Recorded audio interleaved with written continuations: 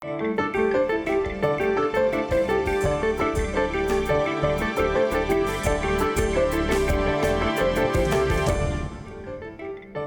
I'm Kamal Santamaria. This is Counting the Cost on Al Jazeera, your weekly look at the world of business and economics. This week, fear and loathing in tax havens. We're taking a look at the Panama Papers. Behind the headlines of who's hiding what amounts of money where lies a much bigger issue. Because what the biggest data leak in history showed isn't the legality, it's the scale of it all. Tax havens are a much bigger phenomenon than you may have realized, and they're the reason millions of dollars go unaccounted for in the real economy every single year. And don't think this is just happening on luxury Caribbean islands or in European bolt holes. We'll go to Calcutta, India to see how small businesses barely making a profit are paying their taxes, and also hear from one of India's biggest multinational businessmen who was named in the papers. And as the tax fury mounted, the US brought in new tax rules, ones which have unraveled what would have been the biggest drugs company deal in financial history. America's Pfizer and Ireland-based Allergan formally announced they're scrapping their $160 billion merger.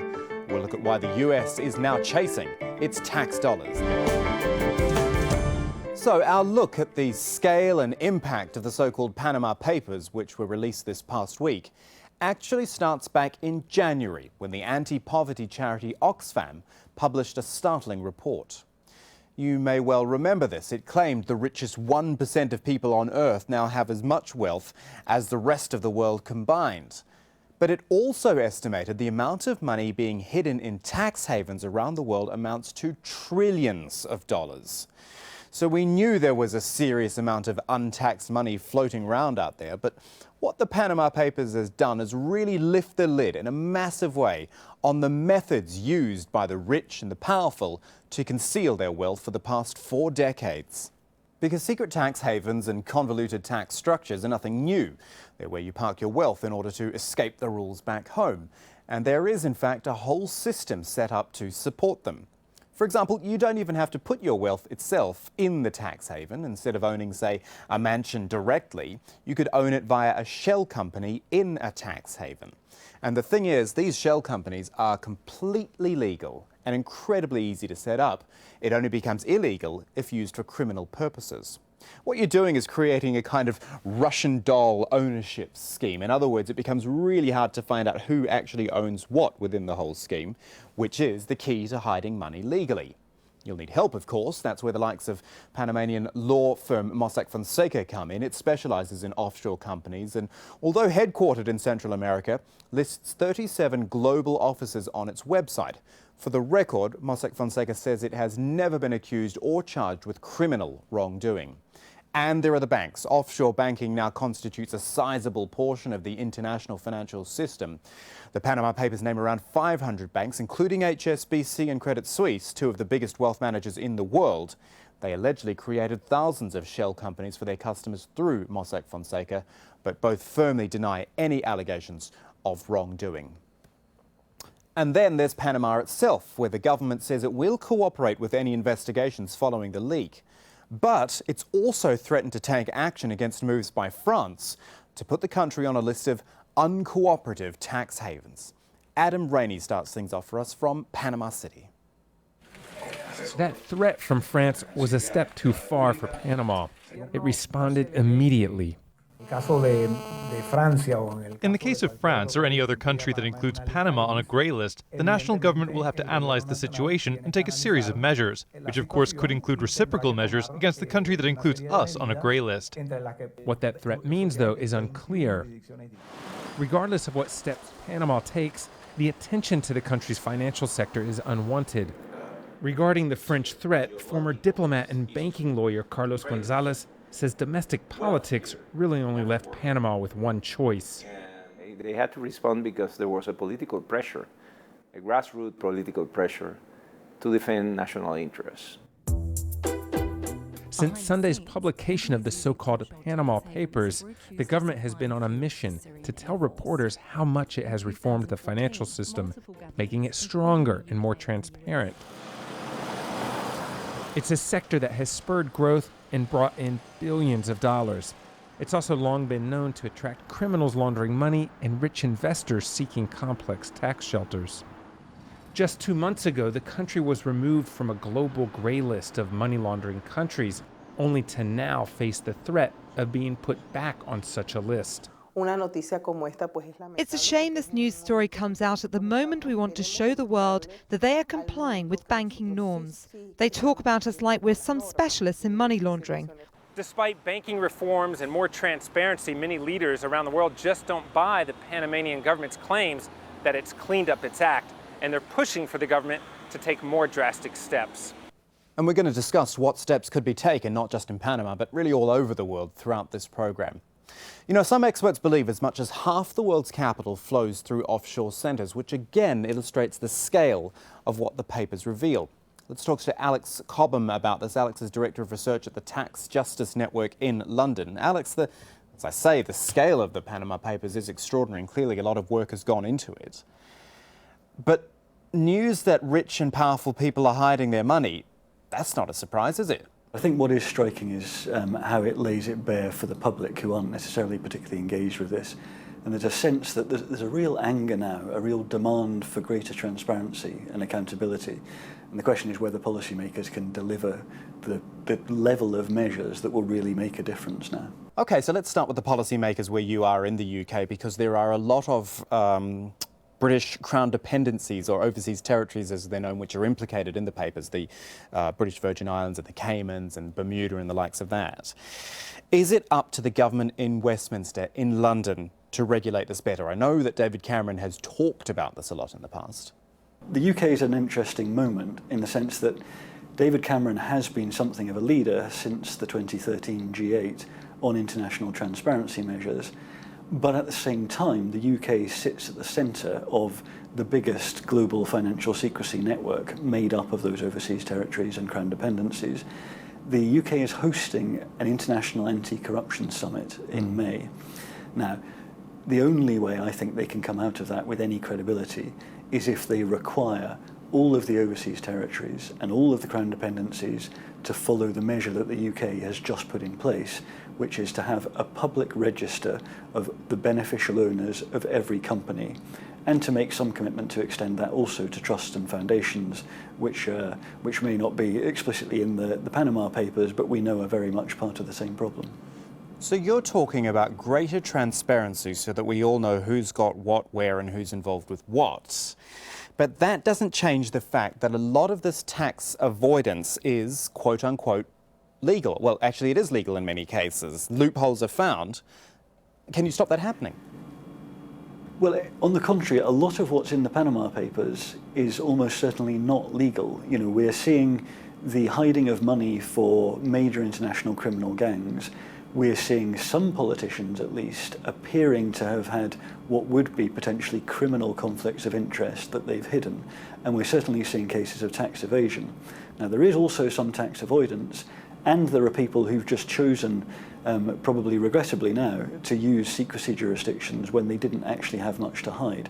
And I think one thing that will come out of this is a lot of people will be much more careful about using secrecy jurisdictions like Panama and secrecy vehicles like anonymous companies if they don't actually have to use them. There's no good reason not to know who you're doing business with in any context. So getting rid of that possibility will only make markets work better. Quick thought perhaps on the law firms involved, the Mossack Fonsecas of this world. Again, they would just argue that they're simply doing their jobs, what their clients want, but they are the ones who are facilitating this tax avoidance, aren't they? The real difference is not that they became able to reach clients globally. It's that some of the biggest major international financial institutions like HSBC and Credit Suisse Bank decided they wanted to market these services to their wealthy customers. These players who are in every country in the world, who are high street names in many cases, are actually the main drivers of the system of financial secrecy.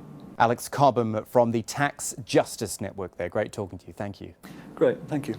Let's get the flip side of the argument now with Stuart Patton joining us via Skype from Belize City. It is a so-called tax haven, and Stuart is a US tax attorney. Stuart, when the Panama Papers dropped, what did you think? As a person in your profession, in a tax haven like Belize, what was your initial reaction? Yeah, you know, I really wish the offshore industry was even half as exciting as the ICIJ seems to think it is. But Really, the offshore industry is made up of pencil pushers and paper shufflers that are just trying to make a living. And we deal with really boring stuff. You know, I'm a tax attorney. I deal with U.S. tax. Unless you're also a tax attorney, you probably won't find what I do all that exciting. And that's the same for all other participants in the offshore industry. 95% of the people involved in the offshore industry, both as service providers and as clients, are simply people trying to accomplish their legitimate business or investment goals, and have no intention of engaging in any wrongdoing whatsoever. No, not wrongdoing, but because this has been a big part of the Panama Papers, what's legal and what's not. But I guess there is a whole moral issue here, the idea that you're doing your job so that others don't have to pay their taxes that they otherwise would have to. Is that not an issue? It's just perfectly okay to arrange your affairs in such a way that you pay as little tax as possible. And that's what I help people do. It's not okay to arrange your affairs in a way to make it appear that you're doing something that you're not doing, or to simply hide the fact that you're not paying tax that you are legally required to pay. And that's not what I do, and that's not what 95% of the service providers in the offshore industry do. Okay, so what sort of fallout do you anticipate now? You've said that your world of taxes is not nearly as exciting as the papers suggest. However, it has brought the issue of transparency, at the very least, into the spotlight, and I think there's going to be a bigger push towards more transparency in the tax world. What sort of impact will that have on a place like Belize and on your profession? The general public just simply does not have the right to look into the affairs of anyone else. And it's interesting, the general public's attitude towards privacy, there's kind of two sides to it. People seem to not want others to know what websites they visit, but as soon as a person gets a few zeros in their bank account balance, suddenly people seem to think that they deserve to know everything about that person's financial affairs, but that's simply not the case. So it's perfectly fine that there's no transparency from the general public to the offshore industry, because there is complete internal transparency, so that regulators can obtain the information that they need to get to catch the 5% or less of people who are using the offshore industry to do wrong. Very interesting to get your thoughts. Stuart Patton joining us from Belize City. Thank you. Thank you. And we've still got more pieces of the Panama Papers puzzle to fit together in this edition of Counting the Cost, like the distinct lack of US billionaires and companies named in the leaks. We'll look at how the world's biggest economy is actually a functioning top tax haven itself.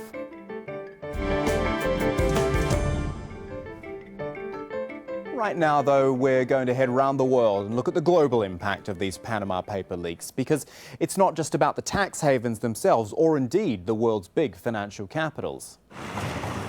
Behind these gates in the heart of Kolkata is the residence of one of the 500 Indians named in the Panama Papers. Industrialist and politician Shishir Bajoria is listed as a beneficial owner of Haptic BVI Limited, a shell company set up by Mossack Fonseca last year. I don't even know this company. So let me just elaborate and tell you. When I replied, giving the newspaper all the details of my corporate holding in Isle of Man and my personal holding in Isle of Man, including dates when monies were emitted, how they were emitted, everything, because both are above board as far as the laws of India are concerned. According to the ICIJ investigations, Bajoria's residence and passport details were found as proof of identity linking him to Haptic BVI. And this has happened in 2005. He shows us an email from the First Names Group, a corporate service provider in the Isle of Man, which he admits he has accounts with. They wrote back to me saying, we know Haptic BVI, but you are not connected with them in any shape or form. Jay Mazumdar is part of the Indian Express newspaper team that led the investigation. He has been corresponding with Bajoria before the reports was released. As reporters, we have access to certain data, and after due diligence, after talking to the persons we found, we are putting out those reports. Now, what is legal, what is illegal, and what's in between, that's for the agencies and the regulators to decide. The Panama Papers have evoked much reaction among the public in the country where 20% of the population live below the official poverty line. Since the report's release, the issue has been on the front pages of almost every paper daily. There is a big rich-poor gap exists in our country. So when these people, they are taking advantage of all these things by keeping their money, part of it, of course, to some other countries to avoid the taxes, then it hurts it. And that is a worry for Shishir Bajoria, a spokesman of India's ruling Bharatiya Janata Party in West Bengal, a state now in the process of elections. Prime Minister Narendra Modi and his Bharatiya Janata Party came to power on promises to crack down on tax evaders and punish those who tried to hide illegal wealth abroad. Though they're launching an investigation, the Panama Papers come at a time when the BJP is trying to win over voters in 5 states where they've never had a foothold before. And this might make it even more difficult. It is as far as you can imagine from Iceland to the British Virgin Islands, but the attempts by the Prime Minister here to help hide his wife's wealth there have finally caught up with him. Anna runs an ice cream parlour. Her new sellout is called Wintris, named after the shell company the PM and his wife established through Panama. Lots of lemons. Yeah, it's very sour and bitter, and how do you say tråkig? How do you say? It leaves a sour taste in the mouth. Yeah, a bitter taste, like we all feel today. Do you? Is that how you feel about all this? Yeah, I'm sad and I am ashamed. Like, I'm ashamed to be an Icelandic. Mr. Gunnlaugsson, having walked out of the interview which confronted him with his part in the tax dodge, had spent Monday saying he wouldn't resign and then Tuesday saying he would if his coalition partners wouldn't stand by him. For now it's a standoff, but opposition groups believe he won't last until a planned no-confidence vote on Thursday. There is no meetings in the parliament, no chamber meetings or committee meetings, because people just feel that the parliament cannot function in this state of crisis. So we have like a full-fledged political crisis that needs to be solved, and everybody except the Prime Minister himself recognized that this is doing tremendous damage to the reputation of Iceland in the international context. The furious protests over all this reflect a sense of betrayal among the people. Since Iceland recovered from the bank crash, stalled construction projects have restarted as the economy's picked up. Yet the country's banks remain weak, and government-imposed capital controls mean a limit on how much Icelanders can even take out of cash machines. In that context, the idea that their Prime Minister has been helping his wife to hide tens of millions of dollars so far away is, for many people, absolutely infuriating. So Wintris has become part of the language of protest here, in misquoted Shakespeare, on the T-shirts in the shops. And this one reads, "Not my Prime Minister." Now finally, and as we mentioned earlier, there seems to be a lack of US names on these Panama Papers. James Henry is joining us from Palm Beach in Florida to talk about that and if it's even a factor or not. James, I guess I want to start with your perspective from within the United States there, because there seemed to be a lot made of the fact that there weren't so many US names on the list. I mean, did you make anything of that in particular? I don't think we have many kleptocrats, and secondly, Americans have the ability to go to places like Delaware and hide assets. There's no beneficial ownership registration in Delaware or in 13 states that now offer asset protections trusts, so this is really an onshore industry here. But I think the big deal is that you're not going to get people like Putin or, you know, the Chinese Politburo to put money in Delaware. They're looking for most of the cases, in this instance, the BVI, which accounted for about half of the companies set up by Mossack Fonseca, a third of them from China. So, you know, a lot of those shell companies that are then channeling assets back to first world investments, you know, are providing offshore protection that's a little bit more secure from the standpoint of, so I'm not surprised that there's not many U.S. Names here, but you know, stay tuned. We may have some surprises. Can we just go back to what you said about onshore a little bit earlier? Because I think for our international audience, they would probably think of tax-free havens such as, you know, Caribbean islands or certain parts of Europe. They wouldn't necessarily think the United States, but you talked about Delaware and others, and the United States is listed as something of a tax haven. Can you explain that a bit more for us? The offshore industry originally now consists of about 91 havens. When I first started studying this issue about 30 years ago, there were only 10 havens of any significance. We knew all about it for a very long time, and at that point it was largely offshore.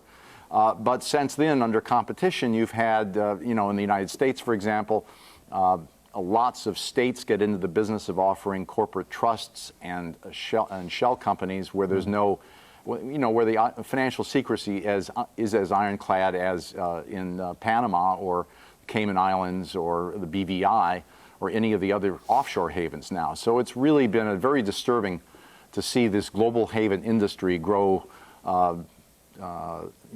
exponentially since the 1970s. So then, what to do about it all? Because this is the question that keeps coming up over and over again, that so much of what we're talking about is, in fact, legal. Well, legal is a judicial determination. It's up to journalists to present this data, and this is another tribute to the role of whistleblowers and independent journalists. What do you do about it? There's lots of transparency that has to be added. We could have beneficial ownership registration so we know who owns these companies. But we could also have a tax on all the anonymous capital out there that's sloshing around while we wait for more transparency. We could also have tougher sanctions for the enablers in the industry, the worldwide banks, law firms, and accounting firms that are behind all of this, that are operating across borders. This one law firm in Panama is only the end of the operation. And what sort of road is the United States heading down? Again, for our international audience to understand how seriously the issue of tax avoidance is being taken in the United States and whether this administration is moving towards tightening things up. Progress has been very slow because this industry is very influential. But the U.S. has actually been leading the way in terms of anti-bribery laws. We do 90% of the world's bribery prosecutions. And we've been actually a pretty positive force. There's a lot of work to do in terms of things like country-by-country reporting, where the United States is lagging Europe and the OECD's recommendations. But I think we're now seeing a turning point. There's now, across many countries, not just the United States, a global consciousness about this problem. And I think we're going to take advantage of that and see some real reforms. I must say it's about time because I'm thoroughly sick of this issue. Fair enough then. James Henry there with the view on the Panama Papers from the US. Thank you for your time. You're quite welcome. Now, as we talk there about changes in the US tax laws, here's a timely reminder that such changes can have an impact. US drugs giant Pfizer was forced to scrap its $160 billion merger with Irish rival Allergan because the US Treasury Department wants to limit the ability of a company to shift profits out of the US. In short, the second biggest merger deal in history fell apart because of tax. Gabriel Elizondo has more. A collapse of a merger of two pharmaceutical giants and a win for those pushing for more corporate transparency and regulation. Pfizer, one of the world's largest pharmaceutical companies and the maker of such well-known drugs as Xanax and Viagra, announced last year a $150 billion merger with drug developer Allergan, maker of such drugs as Botox. The proposed merger, known in the industry as inversion, was meant to allow Pfizer to relocate and avoid paying U.S. taxes. Pfizer is based in New York. Allergan is based in Ireland. Right now, Pfizer pays roughly 35% in corporate taxes in the U.S. With the merger, Pfizer would relocate to Ireland, where their corporate tax rate would be estimated at 12%. That would have meant Pfizer avoided paying billions of dollars in corporate taxes. But now, with the new U.S. Treasury Department rules banning corporate inversions, Pfizer will be staying right here in New York. And that's a victory for those who are fighting against corporate tax loopholes. On Monday, Barack Obama called out corporations on their sometimes murky tax maneuverings. I am very pleased that the Treasury Department has taken new action to prevent more corporations from taking advantage of one of the most insidious tax loopholes out there and fleeing the country just to get out of paying their taxes. The tax game Pfizer and Allergan were playing was an old trick used by other companies as well. U.S. companies stashed about $2 trillion of profits abroad they don't want to have to bring home for tax purposes, so this is one way to get out from under it. The other issue is they want to make it easier to avoid paying tax in the U.S. on U.S. business activity, so they figure they will have more fun and success in lowering their U.S. tax bills, even on stuff they actually do in this country, if they can invert. Pfizer and Allergan say the tax scheme after the merger would have been perfectly legal, but that now they're being unfairly targeted. For the rules to be changed after the game has started to be played is a bit un-American, but that's the situation we're in. A situation now where the richest corporations in America will have one less avenue to try to avoid paying their share of taxes. And that is our special edition of Counting the Cost on the Panama Papers. More for you online, though, at aljazeera.com/CTC. That takes you straight to our page with individual reports, links and entire episodes for you to catch up on. You can also get in touch with us by tweeting me at KamalAJE, and do use the hashtag AJCTC when you do, or just drop us an email. CountingTheCost@aljazeera.net is the address. That is it for this edition of Counting the Cost. I'm Kamal Santamaria from the whole team. Thanks for joining us. The news on Al Jazeera.